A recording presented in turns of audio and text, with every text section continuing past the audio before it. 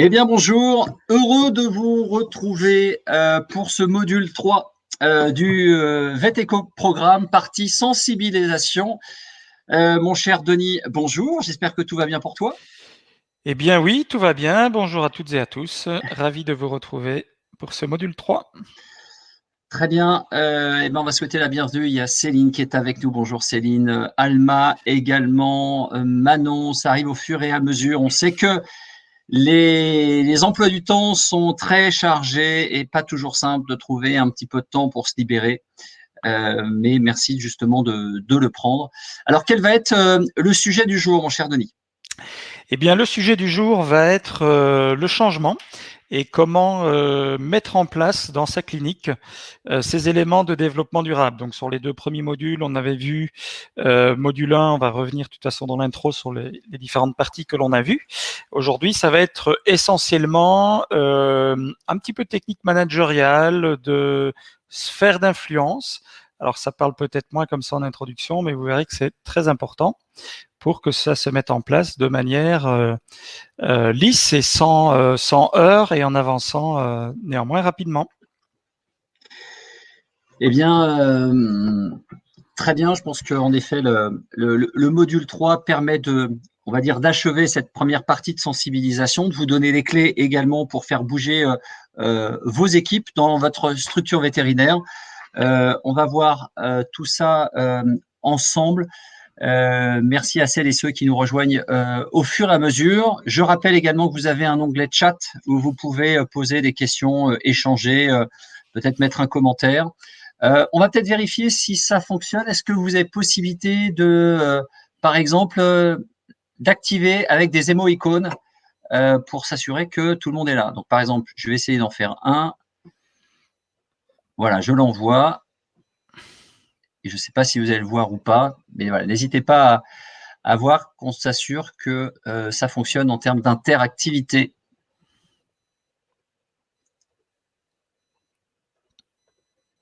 OK. Alors pour l'instant, j'en vois pas, mais je ne désespère pas. Les messages, voilà. On devrait en voir quelques-uns. Bon, ça va arriver, je ne suis pas très inquiet non plus. 13h04, Denis, ce que je propose, c'est peut-être. Ah, je vois qu'il y a une question. Alors attends, je ne vois pas les icônes de Xavier. Ah, ah.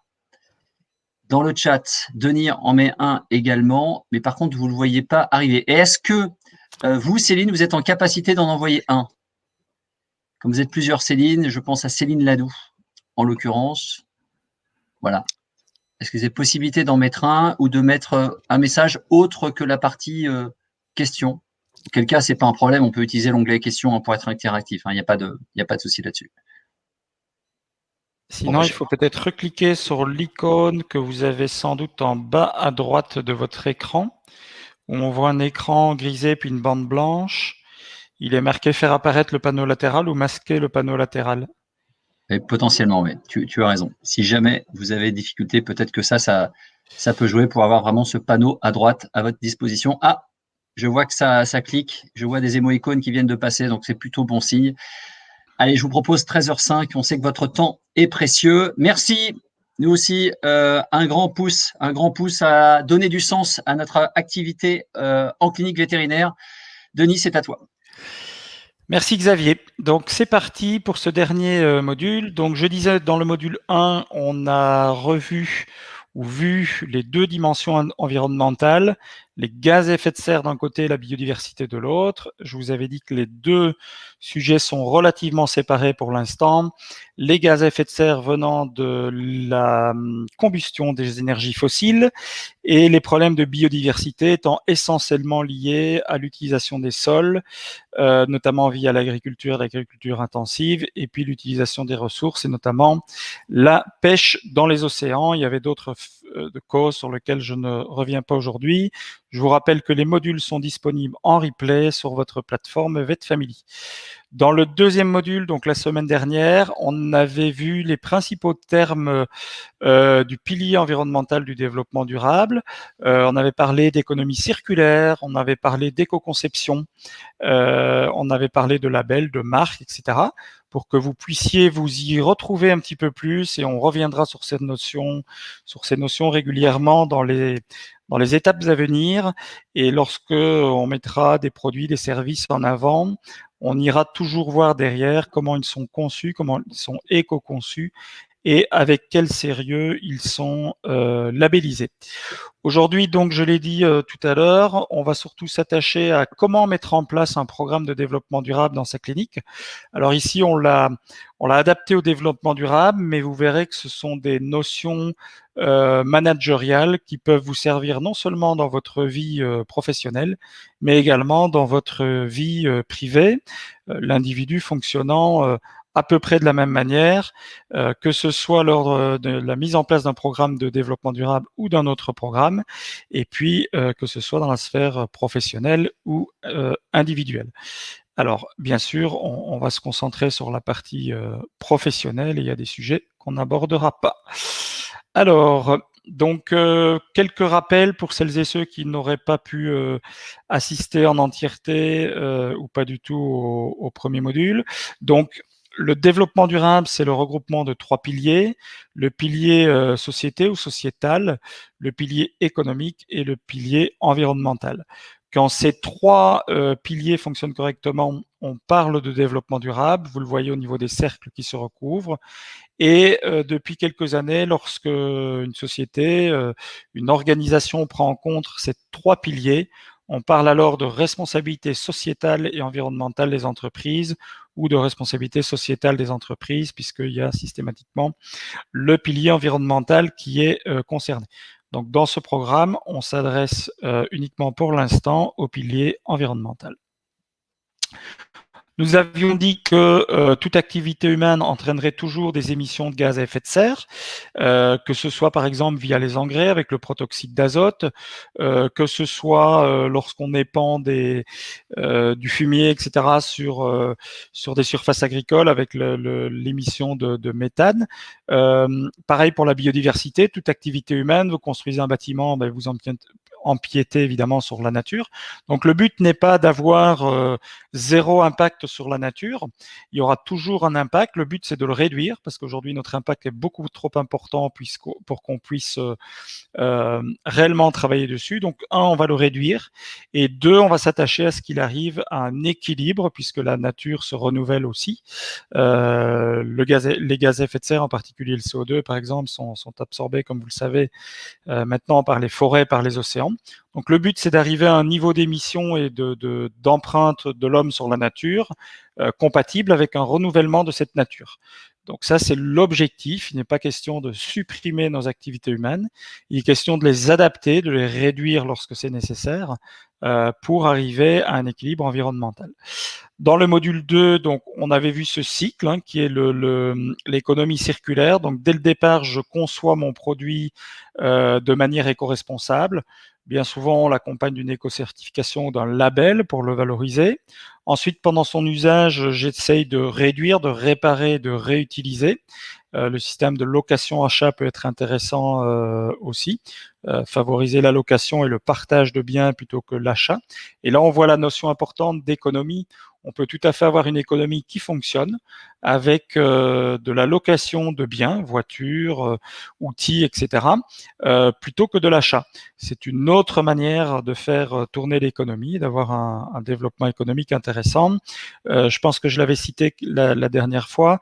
Passer massivement à l'économie circulaire en France amènerait 2 à 3 points de croissance de PIB et générerait plusieurs dizaines de milliers d'emplois. Donc, c'est pas du tout l'optique de faire de la décroissance. L'optique, c'est de s'adapter pour respecter les règles de la nature. Et puis, bien sûr, donc pour boucler la boucle, en fin d'utilisation, on essaye de recycler au maximum les éléments. On ne pourra jamais recycler 100% des éléments, mais encore une fois, c'est une question d'équilibre et non pas une question de dogme. Et donc, nous sommes partis pour le module 3 avec quelques notions de management et de relations humaines. Alors, les sphères d'influence, donc ça c'est très important. Au centre, vous avez votre première sphère, celle que vous contrôlez. Donc, vous contrôlez un tas de choses. Commencez le matin quand vous vous levez pour déjeuner, vous choisissez votre café ou votre thé, etc., etc. Donc ça, c'est vraiment ce qui est sur votre contrôle. Ensuite, vous avez la sphère que vous influencez. C'est ce que vont faire vos enfants, votre compagne, votre compagnon, déjeuner, etc. Vous pouvez leur proposer des choses, leur dire qu'ils ne sont pas bien habillés pour aller à l'école, mais ça reste de l'influence, surtout quand vous avez des ados. S'ils n'ont pas envie de changer d'avis, ça peut être assez compliqué. Et puis, on va avoir un troisième cercle, et celui-là, il va être important dans le développement durable. C'est ce qui me préoccupe et qui est hors d'atteinte ou hors de ma responsabilité. On va en reparler dans quelques minutes. Alors, je vous remets donc en petit les mêmes cercles. Au centre, vous avez donc ce que je contrôle, qui est mis en petit maintenant. Alors, qu'est-ce que vous contrôlez? Vous contrôlez votre pratique, vos choix personnels, etc., etc. Donc, il y a un ensemble de choses dans le développement durable que vous pouvez contrôler. Ensuite, il y a le deuxième cercle, ce que j'influence. Donc, ce sont mes salariés, mes fournisseurs. Vous pouvez choisir de changer de fournisseur parce que celui que vous avez n'est pas suffisamment éco-responsable. Vous pouvez inviter vos salariés à mieux trier leurs déchets, à avoir une éco-conduite, etc. Mais déjà, par exemple, si vous avez un fournisseur qui est non éco-responsable, mais qui vous fournit un produit pour lequel il n'y a pas d'alternative, eh bien, vous voyez que vous êtes dans la sphère d'influence et plus dans la sphère de contrôle.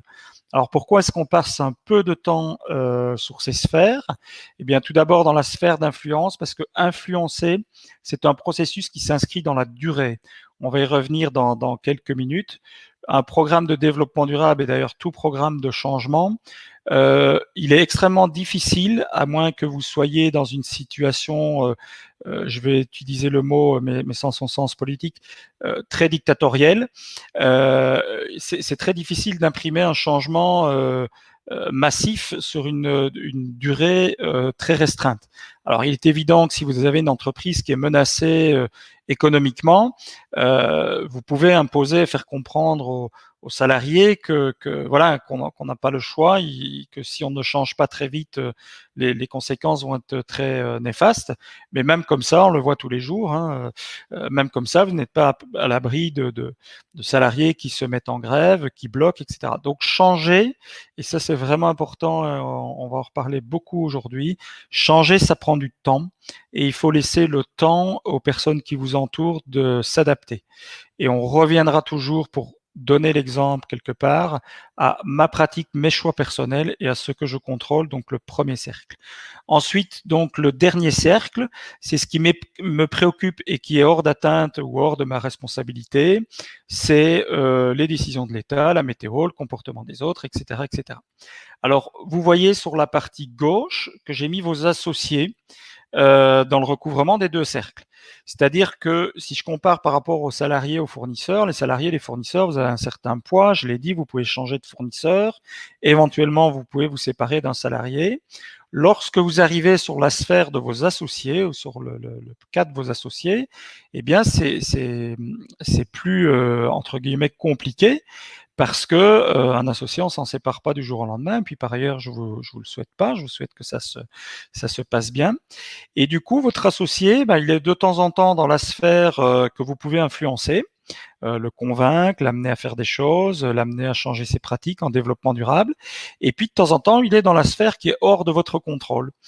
Et lorsqu'il se situe dans la sphère qui est hors de votre contrôle, y compris si le sujet vous préoccupe, et y compris s'il s'agit de développement durable et de l'avenir de la planète, de l'avenir de vos enfants, eh bien, il va falloir avoir le réflexe de dire, pour l'instant, il est hors de ma sphère d'influence, il est dans la sphère que je ne contrôle pas, que je n'influence pas, et même si ça m'énerve, si ça me panique, si je ne comprends pas, il faut absolument que j'ai ce réflexe de me dire, pour l'instant, aujourd'hui, cette semaine, ce mois-ci, cette année-ci, voilà, c'est mon associé. J'en suis très content pour plein d'autres raisons.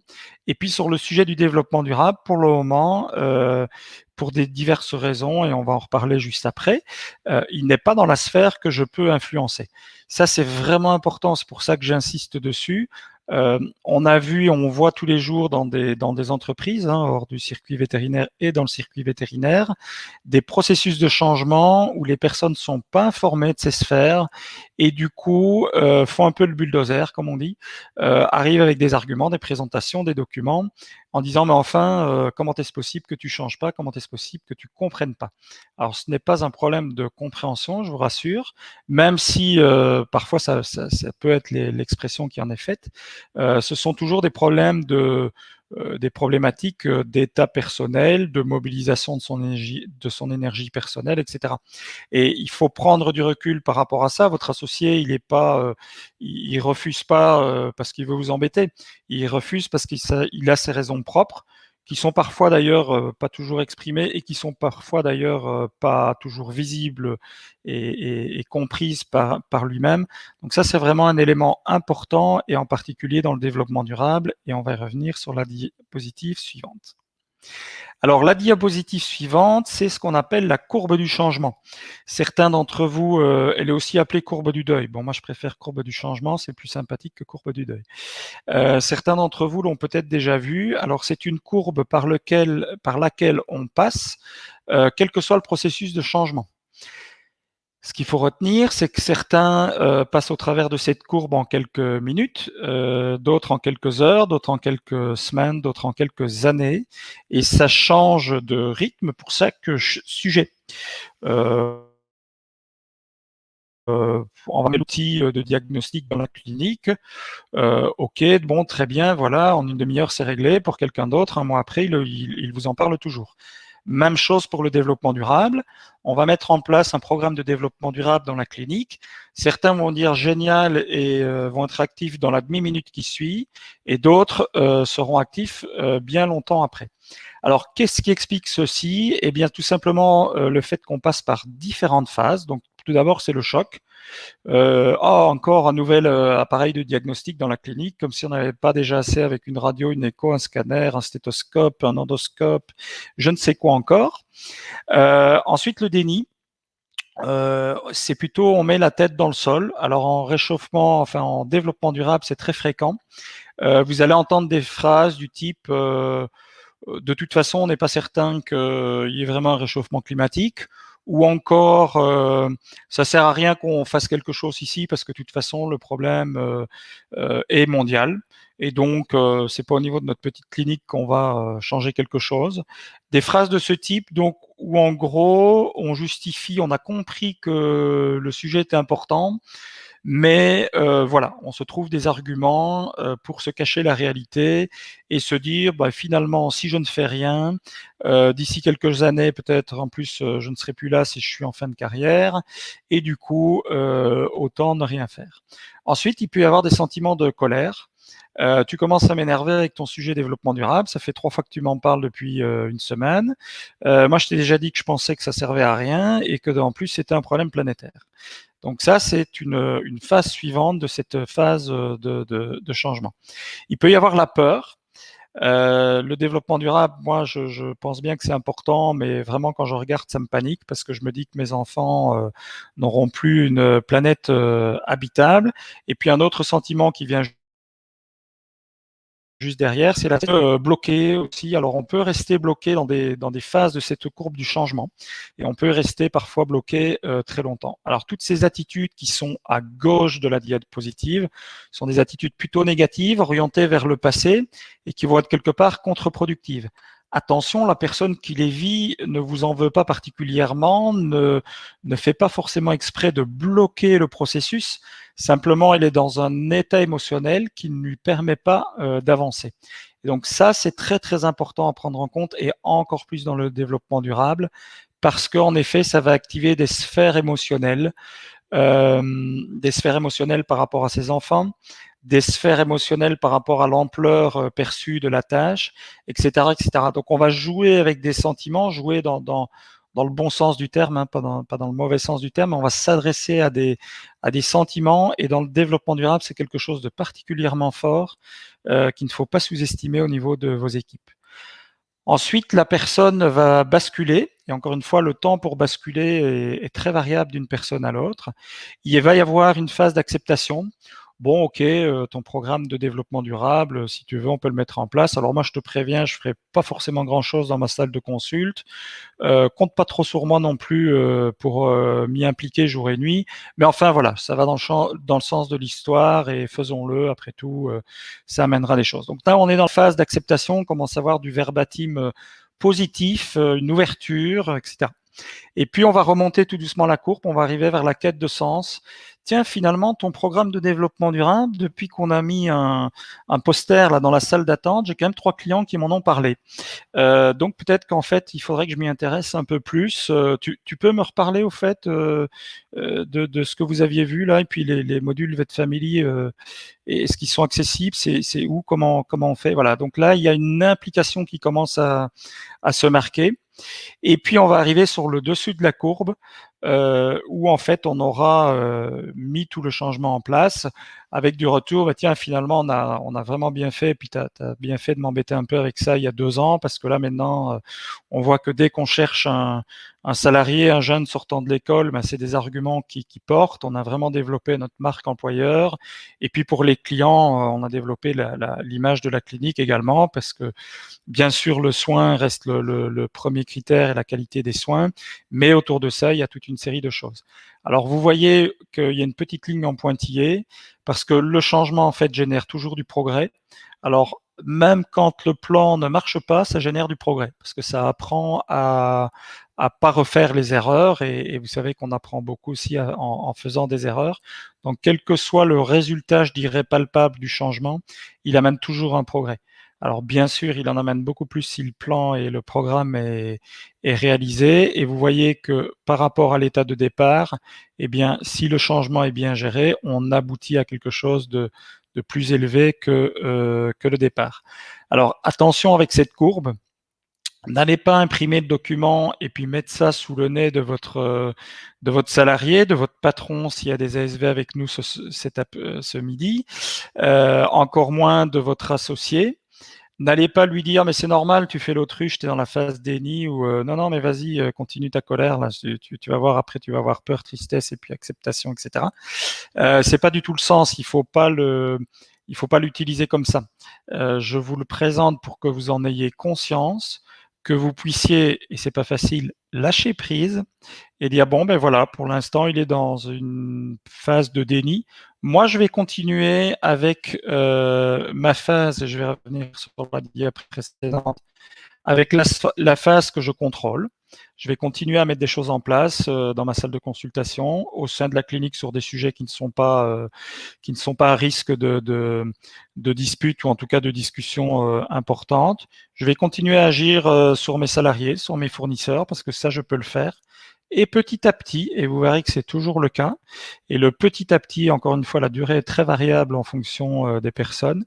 Petit à petit, vos associés s'intéresseront en partie, en grande partie, en totalité à ce que vous faites. Il y aura peut-être des choses sur lesquelles ils ne viendront jamais.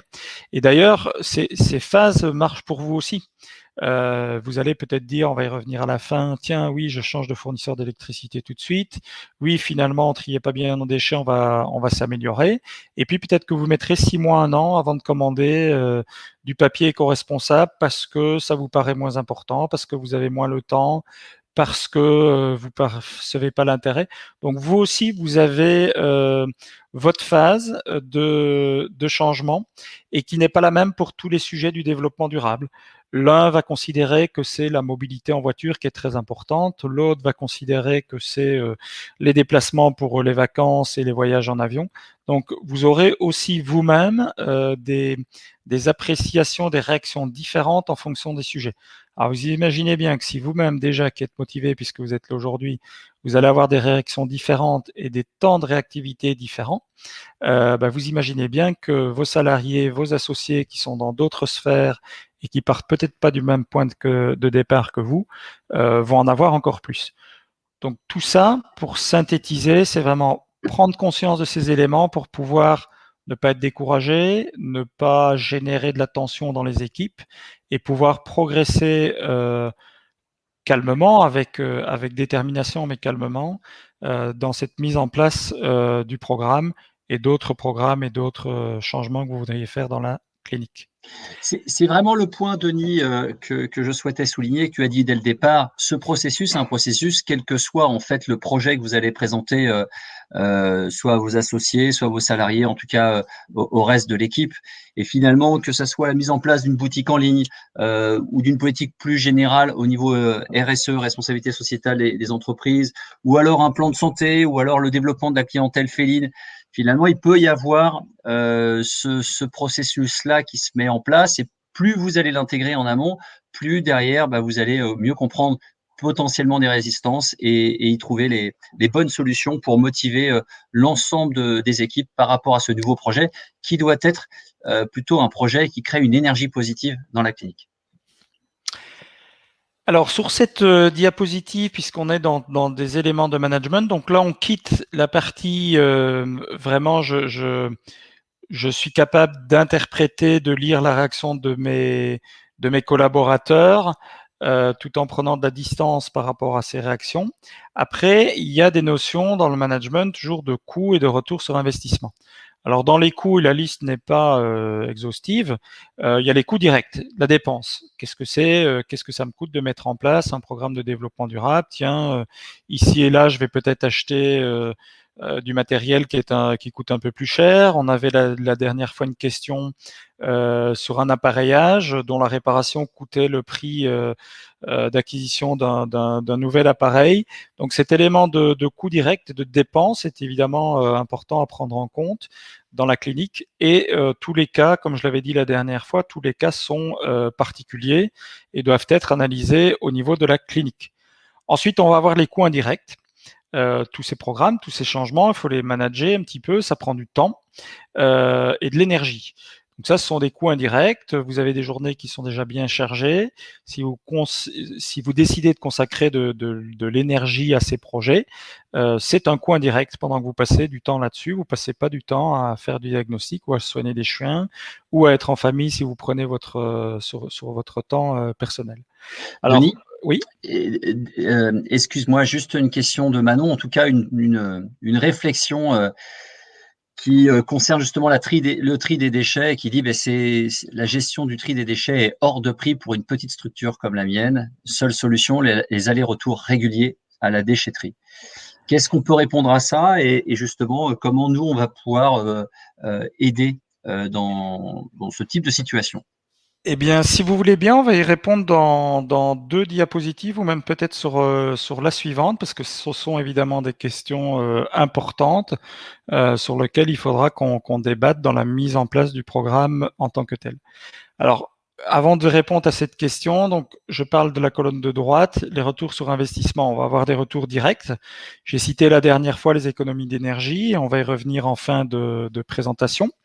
On peut avoir également, et c'est ce qui va répondre peut-être en partie à la question de Manon, des systèmes d'éco-participation qui se mettent en place. Donc ça, c'est des retours directs. C'est-à-dire que si j'économise de l'énergie, c'est de la dépense que je n'ai plus, et si je mets en place une éco-participation, c'est des rentrées supplémentaires qui peuvent en effet prendre en compte certaines dépenses. J'y reviens dans une minute. Et puis on va avoir tous les retours indirects, j'en ai déjà cité quelques-uns, l'image de la clinique, l'attractivité pour les employés. Attention, attirer mais aussi retenir. On a une profession qui pour le moment traverse une phase un peu particulière. Je discute régulièrement avec des jeunes. J'avais encore un retour récemment d'une personne qui a une trentaine d'années, qui venait de faire un week-end avec 15 vétérinaires et qui ne travaille pas qu'en France. Il y avait en France, en Belgique et en Angleterre. Les 15 unanimement disaient qu'ils ne feraient pas ce métier toute leur vie. Alors pour des raisons très diverses et variées, hein, mais on en est quand même là. Alors une partie bien sûr restera en pratique finalement jusqu'au bout de ses jours, mais c'est quand même assez frappant. Moi j'ai 47 ans, quand je suis sorti de l'école, honnêtement quand j'ai dit je vais aller en laboratoire, la majorité de mes amis m'ont dit « mais qu'est-ce que tu vas aller faire dans un laboratoire ?» Voilà. Aujourd'hui, 20 ans plus tard, on a une image de la profession qui est quand même radicalement changée. Donc, retenir les salariés que vous avez, c'est important aussi. Ça peut également, dans les retours indirects, avoir des économies, générer des économies dans le futur, mieux se préparer justement à toutes les réglementations qui se mettent en place sur les déchets, sur l'utilisation de l'énergie, sur les émissions de CO2. Ça peut vous éviter dans le futur d'avoir des taxes à payer qui se mettront sans aucun doute en place. Et puis, ce programme de développement durable, c'est aussi l'acquisition de nouvelles connaissances, que ce soit sur le développement durable en lui-même, et ça c'était les modules 1 et 2, mais aussi au travers de ce module sur des aspects plus managériaux, qui encore une fois sont applicables que vous soyez ASV, vétérinaire, associé ou salarié. Ce sont des process auxquels vous êtes confrontés pratiquement tous les jours dès qu'il y a du changement à mettre en place. Alors, en effet, le plan d'action, il devra commencer, et ça c'est lorsqu'on sera dans le programme effectif à partir de la rentrée en septembre, par une évaluation des moyens disponibles. Attention, les moyens disponibles, c'est la finance, bien sûr, le coût que peuvent représenter certaines actions, mais c'est également le temps et l'énergie.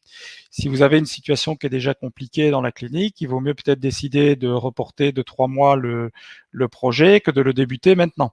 À l'inverse, si vous avez prévu dans 1 an de construire une nouvelle clinique, d'engager 2 associés, il est certainement très intéressant de mettre le programme en place dès maintenant.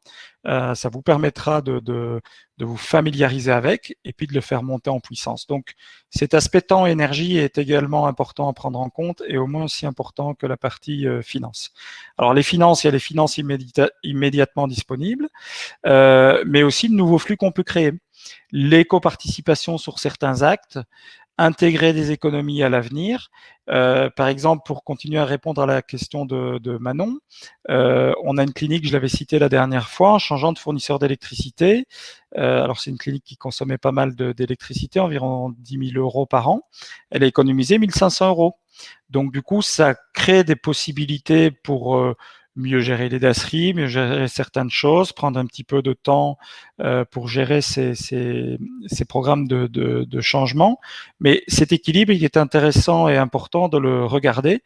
On ne va pas faire du développement durable, et on a vu tout à l'heure la définition de développement durable. Il y a une partie économique. Donc, faire du développement durable en disant ça va me coûter plus cher, ça va me prendre plus de temps et ça va rien me rapporter, ça marche pas. Et d'ailleurs, c'est souvent une question des associés qui sont peu enclins au développement durable. C'est OK, mais reviens vers moi avec une petite analyse de ce que ça va nous rapporter. Alors, le but du développement durable ou l'état de fait du développement durable, souvent, ça ne rapporte rien de direct. Mais le but, c'est que ça ne coûte rien non plus de direct, et qu'on soit à l'équilibre.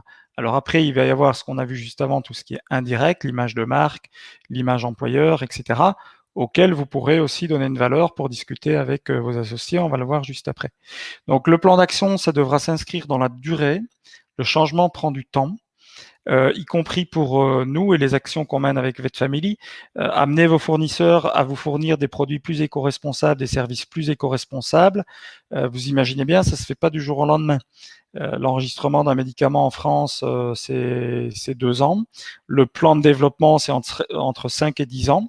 Donc, vous voyez, déjà rien que pour des contraintes réglementaires, il y a du temps et de l'eau qui va passer sous les ponts pour changer certaines choses.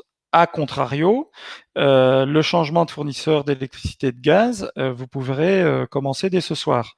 Donc, il y a des choses sur lesquelles on va pouvoir agir tout de suite, d'autres sur lesquelles on agira dans la durée et voir le long terme, et d'autres qui viendront s'intercaler entre les deux. Toujours avoir en tête les sphères d'influence et la courbe du changement, c'est vraiment 2 choses importantes.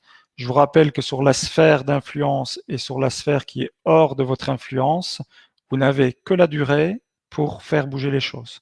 Ça ne servira à rien de répéter 1000 fois le même argument. J'entends souvent dans des processus de changement, je l'ai dit 3 fois à mon ASV, mais il n'y a rien qui change. Et alors, ce qui est très intéressant, c'est que je l'entends dans l'autre sens. Je l'ai déjà dit 10 fois à nos vétérinaires, mais il n'y a rien qui change. C'est pas parce que les gens veulent pas changer. Si c'était facile, tout le monde changerait. Quand vous décidez d'aller à la salle de sport, d'arrêter de fumer, etc., tout le monde sait bien que c'est compliqué. Et donc, ces changements, ça demande du temps et c'est pas une question de compréhension la plupart du temps. C'est une question d'état personnel et d'état émotionnel. Alors, justement, sur la mise en place, ce sont des éléments qu'on reverra dans le programme en lui-même. Qu'est-ce que vous donnez comme valeur à votre marque employeur? Tiens, si je développais ma marque employeur et si j'étais beaucoup plus attractif pour un remplaçant, de nouvelles recrues, etc., à combien je le valoriserais? Alors la valorisation peut être très différente. Je suis en rural dans une zone très à l'écart des grandes villes. Donc je sais que ma problématique de recrutement, elle est importante. Du coup, si j'augmente ma marque employeur, mon capital de marque. Je suis en périphérie d'une ville ultra sympa, coincée entre la mer et la montagne, avec un prix du logement relativement accessible. Bon, je ne sais pas si ça existe encore en France, encore que. Forcément, j'attire plus facilement des nouvelles recrues. Et donc, développer ma marque employeur, ça va peut-être être un peu moins valorisable ou valorisant pour moi.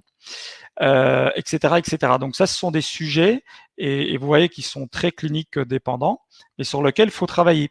Et il faut leur donner une valeur, sinon faire du développement durable, développer sa marque employeur, ça peut ne pas avoir de sens. Et c'est important également pour décider vos salariés, vos associés à s'engager dans ces process.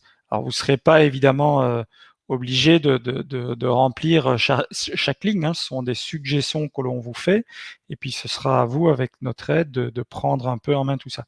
Alors ici, j'avais repris les chiffres réels d'une clinique, une petite clinique avec un vétérinaire et demi, pour partir de quelque chose de relativement petit. Donc vous voyez le nombre de vaccinations, de chirurgies et d'hospitalisations par an. Pour l'instant, et sur la diapositive suivante, j'ai mis quelques chiffres pour vous montrer ce que ça peut donner. Aujourd'hui, vous allez chez le garagiste, vous allez acheter un nouveau matériel électroménager, etc. Vous avez toujours votre petite ligne éco-participation. Je l'avais déjà cité la fois dernière. Pourquoi pas demain mettre de l'éco-participation sur certaines choses. Alors peut-être pas sur tout. Certains sont pas à l'aise avec le vaccin, d'autres sont pas à l'aise avec d'autres choses. Peut-être que c'est pas sur tous les actes chirurgicaux non plus, mais sur certains qui sont spécialement générateurs de déchets. Pareil en hospitalisation. Il y a une différence entre une hospitalisation, on change le bandage 3 fois par jour, et une hospitalisation pour observation, parce que le propriétaire pense que l'animal aurait peut-être mangé de la morora ou un produit toxique, par exemple. Donc voilà, sont des sujets de réflexion sur lesquels vous allez pouvoir agir, qui vont vous permettre d'équilibrer la partie financière, et qui vont également vous permettre une discussion plus apaisée, avec plus d'arguments, même si on sait que c'est pas les arguments qui décideront vos salariés, mais ça donne de la perspective, ça donne du contenu, ça donne des bases de discussion qui sont différentes, de dire on va faire des choses pour la planète dans notre clinique. Alors voilà une simulation pour vous donner une idée de ce que ça peut représenter, pour avoir une valeur en tête. 50 centimes par vaccination, 1 euro pour les chires, 1 euro pour les hospitalisations. On dégage 1 350 euros qui ne sont pas dans votre caisse aujourd'hui. Et ça, pour vous donner une idée, un diagnostic énergétique sur une clinique, ça vaut à peu près 1 700 euros. Donc vous voyez que sur un an, avec une participation relativement faible, on peut arriver à financer les premières actions. Attention, j'ai pas dit que c'est ce qu'il fallait faire, j'ai pas dit que c'était ces montants-là, j'ai pas dit que c'était ces lignes-là. C'est juste pour vous montrer qu'il y a des possibilités pour sortir de ce cercle vicieux de dire j'aimerais bien, mais ça coûte de l'argent, du coup je le fais pas parce que voilà. Non, il faut sortir justement de ce cercle, se dire quels sont les moyens qu'on peut se donner à disposition pour sortir de ce cercle et aller de l'avant. Donc la conclusion, puisqu'on arrive tout doucement à la fin, il reste 5 minutes. Ces 3 piliers que vous connaissez bien, qui aboutissent au développement durable, qu'on appelle aussi RSE quand on utilise ces 3 piliers. Pour l'instant, ce programme s'adresse principalement à la partie environnementale, même si on voit qu'en travaillant la partie environnementale, on commence déjà à déborder sur les 2 autres cercles. On vient de parler pendant 2 slides d'économie. Juste avant, on avait parlé d'éducation, de programme de management du changement. Donc, on voit que toutes ces notions sont intriquées et vraiment, c'est un mode de management très puissant quand on arrive à aller vers de la vraie RSE et à intégrer ces 3 piliers systématiquement dans toutes ces démarches. Alors, on a quelque chose qui devient très positif et injecter de l'énergie positive dans vos cliniques, c'est très important pour vous parce que vous avez un travail qui est demandeur en termes d'énergie, de temps passé avec les clients, parfois d'agressivité des clients, etc. Donc, amener de l'énergie positive, c'est important. Et puis pour vos collaborateurs également, avec les problématiques que j'ai citées tout à l'heure d'une profession qui évolue pas mal. Je vais repasser la parole à Xavier, 2 minutes, avant de revenir sur une autre diapositive pour vous parler des étapes à venir dans les jours qui viennent. Merci Denis pour en tout cas cette présentation. On a vu que toute la partie sensibilisation elle est importante, mais si vous y croyez qu'il faut changer la donne, il faut aussi en parler autour de vous. Et c'est vrai que tout ce processus était à mon avis, était à notre avis en tout cas très important à vous partager. Le next step de notre opération sensibilisation devient très concret. Puisqu'on va vous proposer une première action très pragmatique dans votre clinique. Et avec cette action-là, on aura fini la première partie qui est la partie de sensibilisation qui débouche sur une action. Cette action va concerner votre fournisseur d'énergie vert ou pas vert. Et l'idée, ça va être de voir justement qu'est-ce que vous avez envie d'avoir comme fournisseur et si en effet le côté énergie verte est un élément important, ben, on va vous proposer une démarche avec un partenaire. Et du coup, Denis, la démarche, je vais te laisser peut-être la proposer Ouais. aux personnes qui suivent ce webinaire. Est-ce que tu vois mon écran, Xavier? On voit très bien ton écran, tu peux le mettre juste en présentation et on verra encore mieux. Eh bien, je suis en présentation. Alors, c'est que ça ne va pas tarder, il y a un petit décalage certainement. Ok. N'hésite pas à me faire signe si jamais il y a un problème de visibilité. Moi, de mon côté, je suis en plein écran. Donc là, on vient de terminer ces 3 modules. Alors, il y a beaucoup de choses encore à dire, à faire, et ça, ce sera l'objet du programme complet à partir de la rentrée, puisque on a fait le choix de commencer le programme en lui-même à la rentrée, vu l'arrivée des vacances, et surtout après une année et demie de Covid, je pense que tout le monde a envie de souffler un petit peu et de s'alléger l'esprit. Néanmoins, on ne voulait pas laisser passer ces 2 mois et demi sans action et sans mettre des choses en place. Et c'est pour ça qu'on a cette diapositive avec le clap de fin qui est en fait un clap de début aussi. Donc souvent c'est silence, on tourne. Ici c'est action. Hein. Vous savez que sur un plateau de tournage on dit action et tout le monde se tait. Ici c'est action, on agit avec une première possibilité d'agir dès aujourd'hui et de changer de fournisseur d'énergie. Alors pour certains d'entre vous, ce sera que l'électricité si vous n'avez que celle-là. Pour d'autres, ce sera électricité et gaz. Donc comment ça peut se faire? Eh bien, je vais vous envoyer un email d'ici la fin de la journée ou en début de soirée. Si vous êtes intéressé, il faudra, en réponse à cet email, donc me dire en effet nous sommes intéressés, m'envoyer une facture récente pour chaque contrat. Donc, c'est chaque contrat de gaz et d'électricité. En général, vous en avez un pour l'électricité, un pour le gaz dans la clinique. Attention, si vous êtes en multisite, il me faudra les factures par site. La copie du contrat d'électricité et de gaz si vous avez les 2 énergies. Donc, une facture, mais aussi le contrat. Le contrat va être important parce que dans certains contrats, vous avez des clauses de durée. Donc, vous ne pouvez pas changer avant la date d'échéance du contrat. Donc, on regardera tout ça pour vous. Un RIB, si vous allez à l'étape suivante jusqu'au changement, mais comme ça, on aura déjà toutes les données. Bien nous remettre les coordonnées, email et téléphone sur lesquels on peut vous joindre. Et puis, quasiment le plus important, quelques créneaux de disponibilité pour vous joindre et effectuer la souscription. Alors, comment ça se passe? En fait, vous m'envoyez tous ces documents. Sur base de ces documents, on va évaluer vos consommations énergétiques sur l'année. On va faire des simulations vers un fournisseur d'énergie verte renouvelable recommandé par Greenpeace et on vous donnera quelques documents supplémentaires. Donc, c'est Planète 8, ILEC, etc.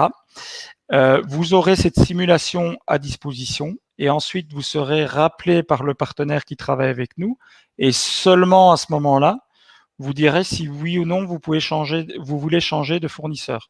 Donc rien ne se fait automatiquement sans votre aval définitif.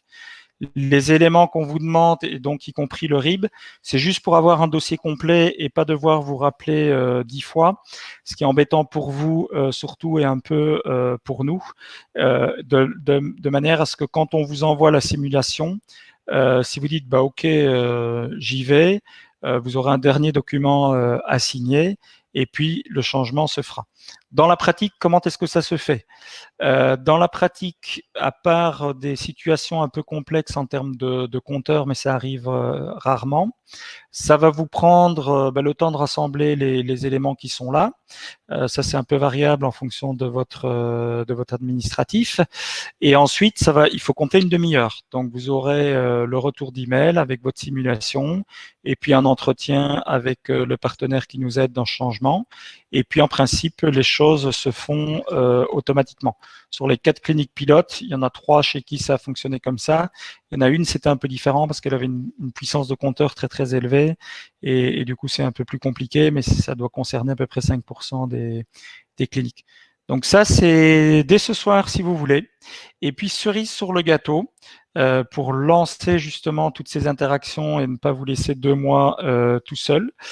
Le 28 juin, donc c'est un lundi, 13h, on vous propose cette fois un Green Talk. Donc ce sera une plateforme interactive, chacun pourra s'exprimer, reposer des questions, donner un premier feedback pour ceux qui auront déjà eu le temps d'ici là de changer de fournisseur d'électricité. Et enfin, cerise sur le gâteau, pour celles et ceux qui assisteront à cette journée, enfin pas cette journée, cette vidéoconférence, ces vidéoconférences le 28 juin, on ouvrira la communauté WhatsApp qui permettra donc en temps réel d'échanger des documents, de poser des questions et qui sera un des outils importants de la communauté développement durable à partir de septembre, quand le plan d'action lui-même, l'audit de la clinique, etc. sera lancé. On reviendra sur tout ça vers vous très prochainement et très certainement lors du Green Talk le 28 juin. Donc, en résumé, je vous envoie un email d'ici ce soir. Pour ceux qui veulent, vous pouvez d'ores et déjà me demander la simulation de changement de fournisseur d'énergie. Je rappelle, rien n'est automatique, donc c'est pas parce que vous me renvoyez l'email que subitement vous allez changer de fournisseur. Vous aurez bien évidemment le droit de regarder la simulation, d'évaluer si ça vaut le coup pour vous et de dire non si ça ne vous convient pas et de dire oui si ça vous convient. Et puis, on vous donne rendez-vous le 28 juin sur le portail VetFamily. Vous pouvez déjà vous inscrire dès aujourd'hui. Merci à vous tous. Je pense que c'est un beau programme. On l'a dit plusieurs fois, c'est pas du greenwashing. Donc notre volonté avec Xavier, celle de Xavier en particulier dès le départ, c'était de faire un programme sérieux, de se donner du temps pour progresser, bien sûr. Je l'ai dit, ce sera important, mais d'agir chaque fois que c'est possible et de le faire sérieusement en ayant pesé les avantages, les inconvénients et en allant dans le sens qu'il est nécessaire pour la planète. Xavier, je te repasse la parole.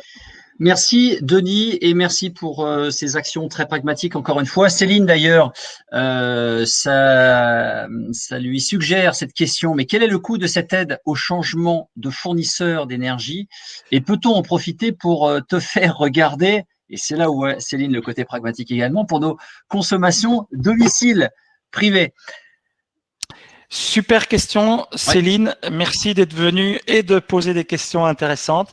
Le coût pour vous est nul. Il n'y a pas de coût. C'est gratuit. Donc, profitez-en. Vous pouvez en effet demander l'évaluation sur votre domicile personnel. Et alors, c'est pour ça que je dis que c'était une super question, enfin pour les autres raisons aussi. Mais on a eu une clinique en effet dans laquelle il y avait une personne très motivée, les salariés pas trop. Bon, les associés encore un peu moins sans doute. Et puis Jérôme a décidé de faire le enfin de proposer le changement d'énergie dans la clinique. Et là, ça a déclenché un truc. Donc comme quoi, vous voyez, parfois ça déclenche vite. Du coup, les salariés ont dit mais c'est génial. Il y a 2 salariés sur les 3 qui ont changé au niveau perso. Et puis ça a embarqué tout le monde et l'histoire a démarré comme ça. Donc n'hésitez pas en effet à me mettre les infos également sur votre partie privée. Indiquez-le moi bien et à la limite faites-moi 2 emails séparés, un pour la clinique, un pour le perso. Comme ça, ce sera d'autant plus clair pour moi. Super, merci. Répond Céline, voilà, l'objectif, c'est qu'on vous accompagne. Clairement, à un moment, on s'était posé la question en disant, mais ça prend du temps de vous accompagner. Mais on s'est dit aussi que voilà, il était important pour nous d'offrir ce service-là pour vous accompagner dans de bonnes conditions. Et puis, vous ne posiez pas la question en disant, alors attends, ça va me coûter ça. Non, l'idée, c'est que ça vous coûte pas, mais c'est que par contre, ça vous engage pour faire bouger les choses et prendre des actions et des décisions dans vos cliniques pour faire en sorte qu'elles soient plus éco-responsables. Je vous ai mis dans à la fois la partie questions et chat le lien pour vous inscrire d'ores et déjà le 28 juin, audit énergie verte. Donc, on va reparler de ces fournisseurs d'énergie. Et puis, Denis aura un cas très concret à vous proposer pour finalement mieux comprendre dans votre clinique quels sont les éléments qui polluent plus que d'autres. Et il y aura un jeu plus interactif parce qu'avec Denis, on a envie de vous voir un peu plus, vous entendre. Et jusqu'alors, on était un peu top-down, comme on dit, c'est-à-dire que voilà, c'était un peu en mode conférence et on a envie de changer ça, d'où l'importance du talk green, c'est-à-dire de fait d'échanger, de partager les best practices. Merci beaucoup d'avoir été avec nous sur ce sujet qui fait du sens. Rappelez-vous que chaque geste compte. Vous retrouvez ce webinaire sur le replay. Merci beaucoup, Denis, de nous éclairer, de continuer justement à nous faire poser des questions et surtout à nous aider à agir. Et puis au plaisir de vous retrouver le 28 juin. Excellente journée à toutes et à tous. Merci à toutes et à tous. Bonne journée.